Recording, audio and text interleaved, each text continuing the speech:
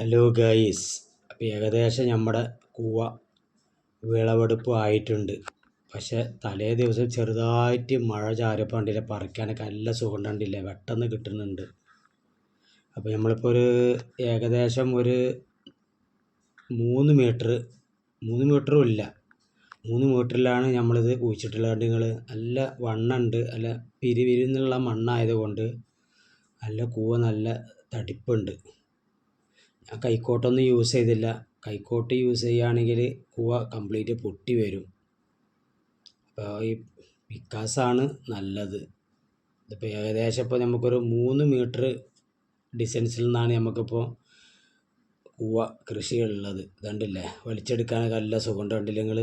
പൊട്ടാണ്ടും പൊട്ടിയിട്ടൊക്കെ വരും. എന്നാലും 90% പൊട്ടിയിട്ടില്ല കേട്ടോ. കാരണം തലേ ദിവസം മഴ പെയ്തുകൊണ്ട്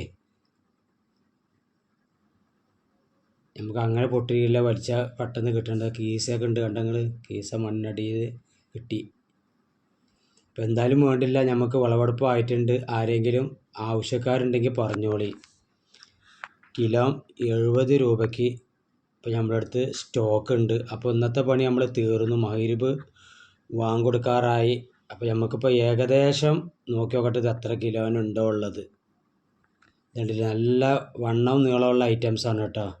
ഒരു 7 കിലോ ഉണ്ട് നമ്മുടെ അടുത്ത് സ്റ്റോക്ക്. ആദ്യം പറിച്ച ഒരു 3, ടോട്ടൽ 10 കിലോ ഉണ്ട്.